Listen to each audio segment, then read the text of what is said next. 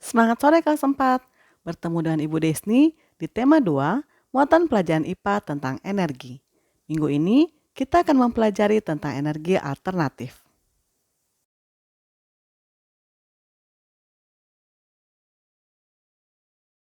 Bumi memiliki sumber daya alam melimpah. Beberapa di antaranya tersedia dalam jumlah terbatas dan tidak dapat diperbarui, seperti minyak bumi, gas alam, dan batu bara. Minyak bumi, gas alam, dan batu bara merupakan bahan bakar fosil atau bahan bakar mineral karena berasal dari makhluk hidup yang telah mati dan mengendap selama jutaan tahun di dalam permukaan bumi. Kebutuhan manusia terhadap bahan bakar fosil semakin meningkat. Namun, bahan bakar fosil lebih cepat habis dan membutuhkan waktu yang lama untuk terbentuk kembali. Oleh karena itu, manusia harus menghemat sumber energi fosil dan mulai menggunakan energi alternatif.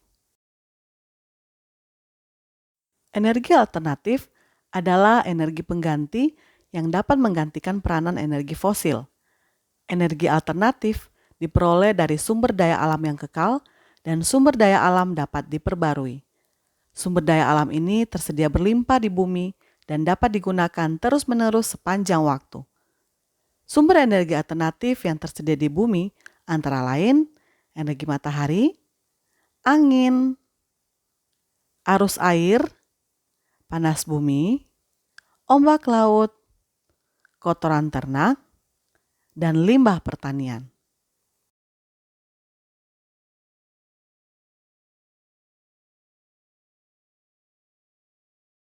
Matahari merupakan sumber energi utama di bumi.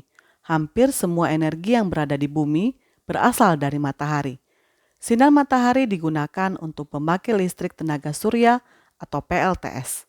Energi panas yang dihasilkan dapat digunakan untuk memanaskan ruangan, memanaskan air, dan keperluan lain.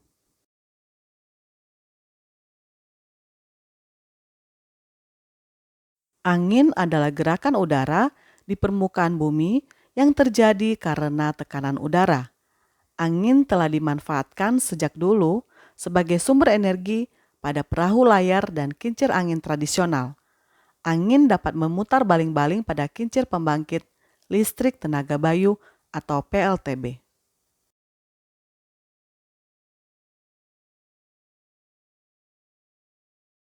Air yang deras merupakan sumber energi gerak. Energi itu biasa dimanfaatkan sebagai pembangkit listrik tenaga air atau PLTA. Oleh karena itu, di PLTA dibuat bendungan air di tempat yang tinggi.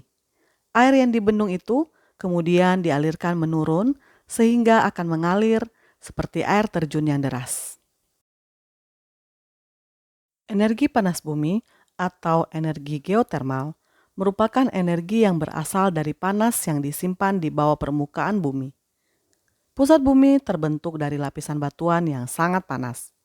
Hal itu menunjukkan bahwa bumi merupakan sumber energi panas yang sangat besar. Panas bumi dimanfaatkan untuk pembangkit listrik tenaga panas bumi atau PLTP.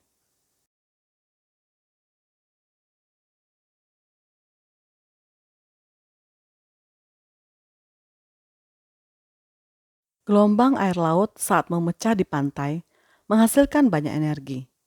Energi ini dapat dimanfaatkan untuk pembangkit listrik tenaga gelombang laut atau PLTGL. Bahan bakar bio, singkong, ubi, jagung, dan sagu dapat diubah menjadi bioetanol. Bioetanol dapat menggantikan bensin ataupun premium. Bahan bakar biodiesel yang berasal dari tumbuhan, diantaranya tumbuhan berbiji yang mengandung minyak seperti bunga matahari, jarak, kelapa sawit, kacang tanah, dan kedelai. Biodiesel dapat digunakan untuk menggantikan solar. Bahan bakar bio juga dapat berasal dari kotoran ternak dan limbah domestik. Bahan bakar tersebut dikenal sebagai biogas. Kotoran ternak yang ada dimasukkan ke dalam ruangan bawah tanah atau lubang. Biogas dapat digunakan sebagai bahan bakar kendaraan maupun untuk menghasilkan listrik.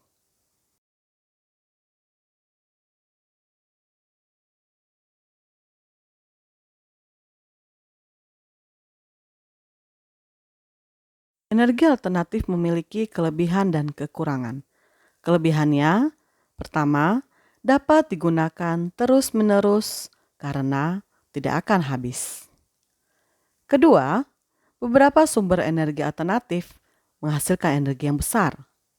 Ketiga, ramah lingkungan. Sedangkan kekurangannya, pertama dibutuhkan biaya besar untuk membangun sarana pemanfaatan energi alternatif. Kedua, jumlah energi alternatif dipengaruhi oleh musim.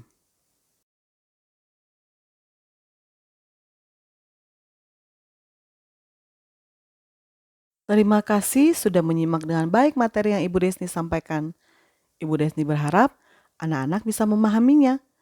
Anak-anak juga dapat mempelajari lebih lanjut tentang materi ini dari buku cetak buku 4A halaman 122 sampai 124. Sampai jumpa besok di kelas virtual. Tetap semangat!